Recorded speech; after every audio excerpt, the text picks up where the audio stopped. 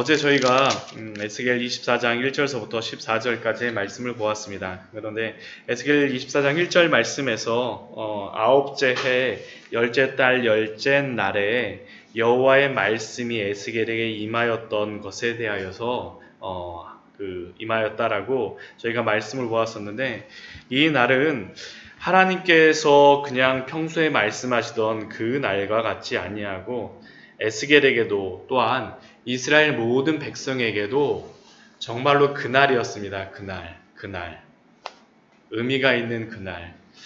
24장 1절에서 14절까지의 말씀에서는 바로 이날 예루살렘이 바벨론의 느부갓네살 왕의 그러한 침입으로 인하여서 예루살렘이 포위되기 시작하는 날이 바로 이날이라는 것을 하나님께서 말씀하여 주십니다. 그런데 에스겔에게 그냥 이 날, 아홉째 해 열째 날 열째 달 열째 날은 그냥 이것으로서만 끝나지 않습니다. 바로 이날이라고는 정확하게 이날이라고 성경에서 나오진 않지만 아마 이날 바로 가까운 어느 날, 아마 오늘 15절 이후에 나오는 그 일이 있었던 것으로 볼 수가 있습니다.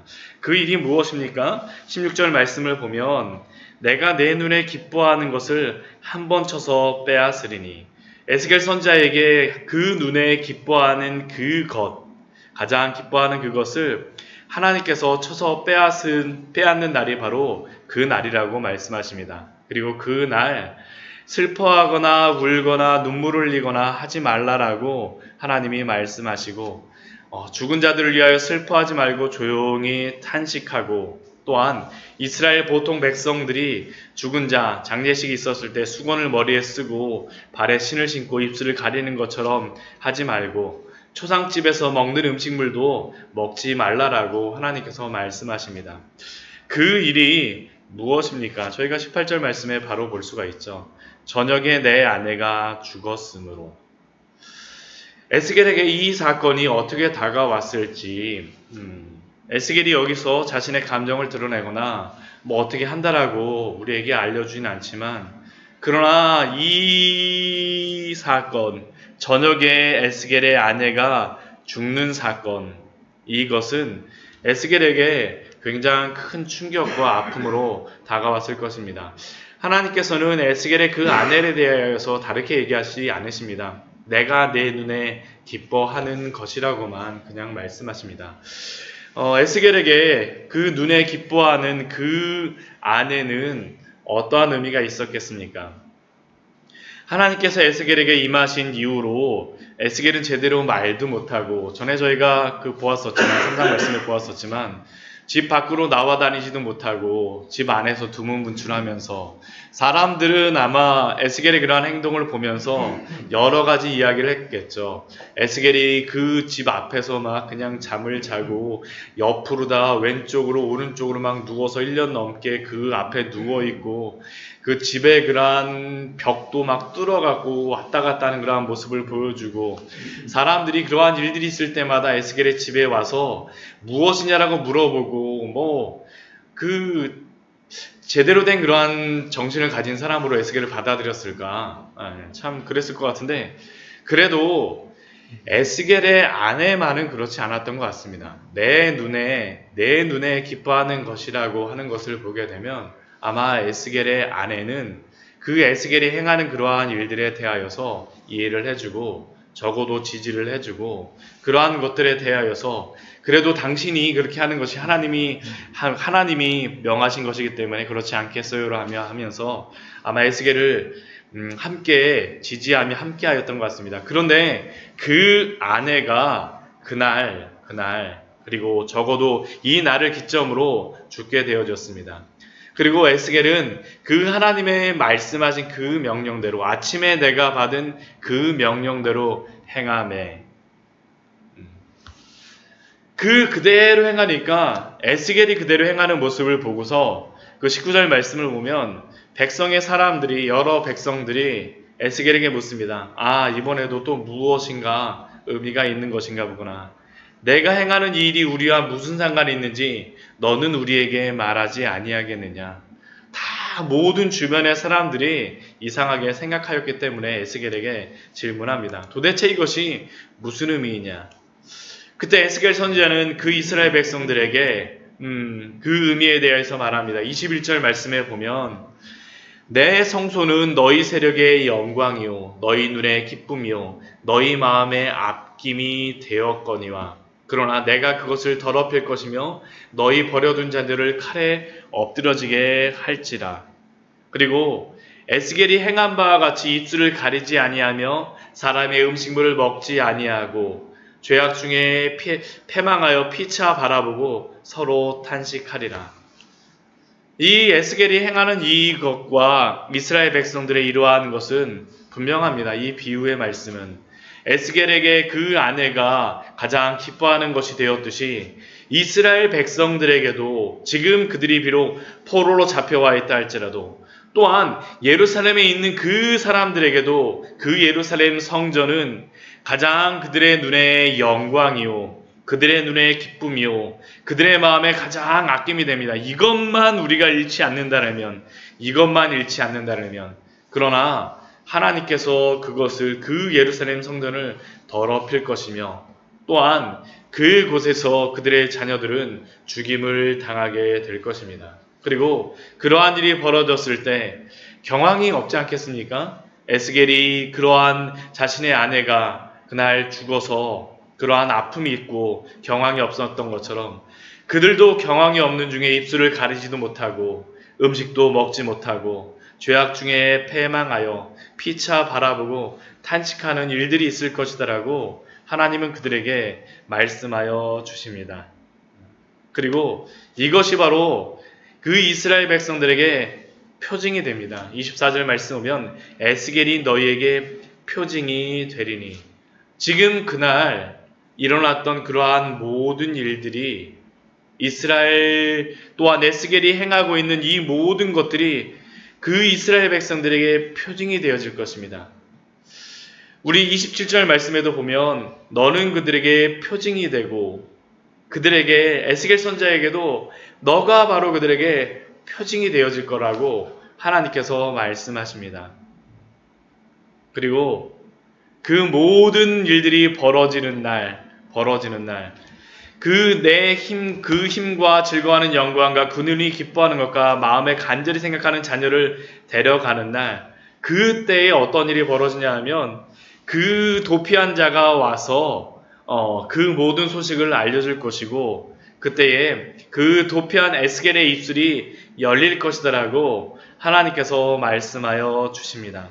이게 바로 에스겔 우리 어제도 보았었지만 33장 그 21절 말씀에 보게 되면 나와 있는 그러한 말씀이죠. 우리가 사로잡힌 지 12째 달 5째 날에 예루살렘으로에서부터 도망하여 온 자가 내게 나와 말하기를 그 성이 함락되었다 하였는데 그 도망한 자가 내게 나오기 전날 저녁에 여호와의 손이 내게 임하여 내 입을 여시더니 다음 아침 그 사람이 내게 나올 그때에 내 입이 열리기로 내가 다시는 잠잠하지 아니하였노라. 하나님의 그 말씀대로 오늘 24장에 말씀하신 그대로 이제 33장 말씀서부터는 에스겔의 입이 열리고 이제 33장 이후로는 그들의 해방에 대하여서 그들의 회복에 대하여서 말씀하실 것입니다. 오늘 이 말씀을 통하여서 우리는 여러 가지 생각을 하게 되어집니다. 저도 이 말씀을 통하여서 아마 성경에서 가장 슬픈 사건, 가장 충격적인 사건이 저는 바로 이 사건이 아닌가라는 그런 생각을 해봅니다.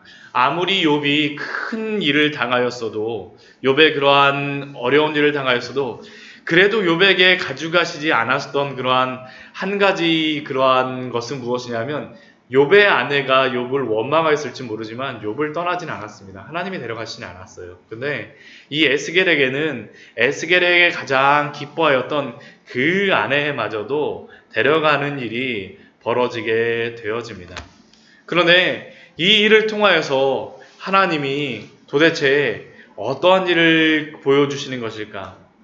이스라엘 백성들에게 얼마나 큰 충격이 되어지고 또한 에스겔에게도 얼마나 큰 충격이 되어졌겠습니까?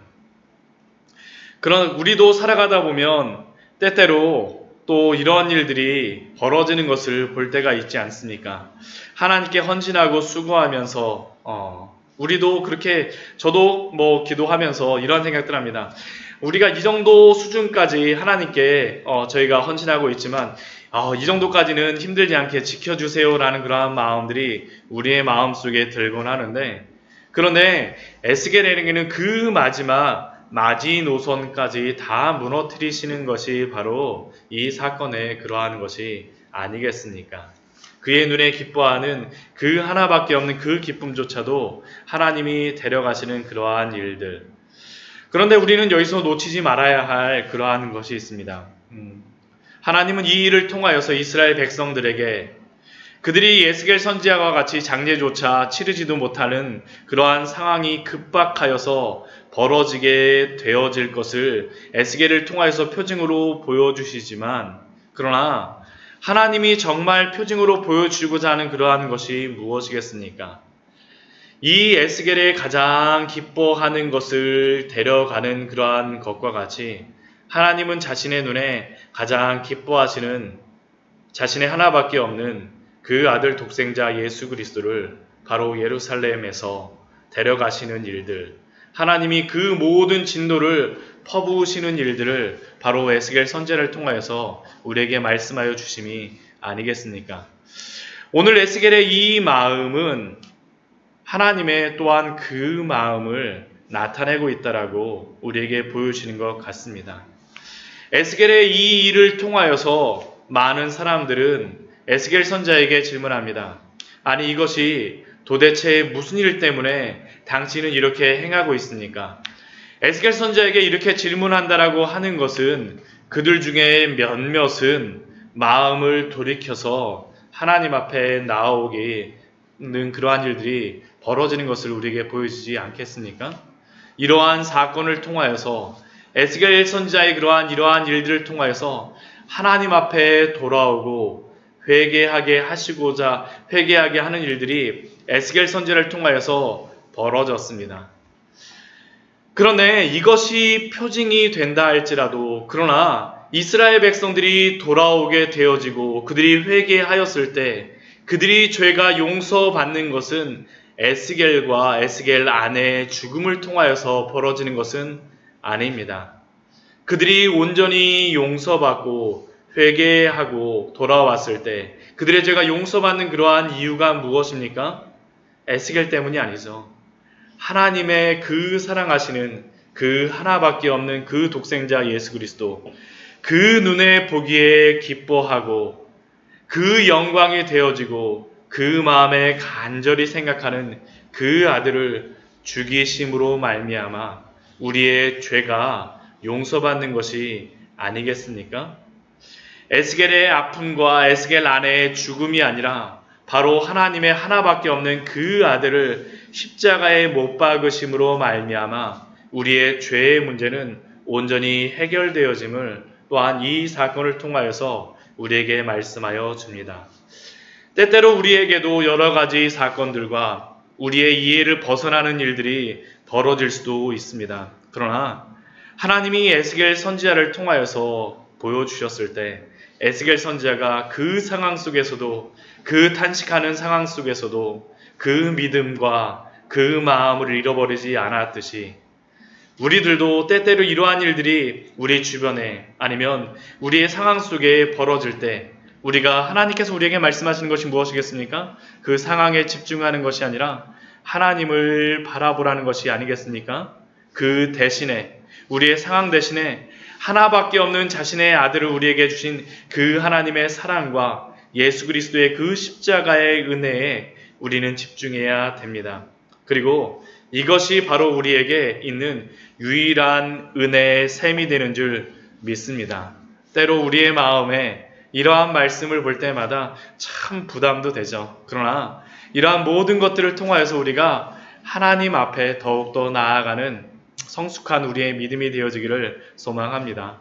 오늘 새벽의 말씀 우리에게 부담도 되어지지만 그러나 우리에게 또한 믿음의 그러한 도전도 되어지는 것 같습니다. 하루하루 살아가면서 하나님의 그 믿음 안에서 예수 그리스도를 바라보며 그 유일한 셈이신 예수 그리스도를 바라보는 그 은혜 안에서 살아가시는 우리 귀한 성도님들 되시기를 축원합니다. 같이 기도하도록 하겠습니다.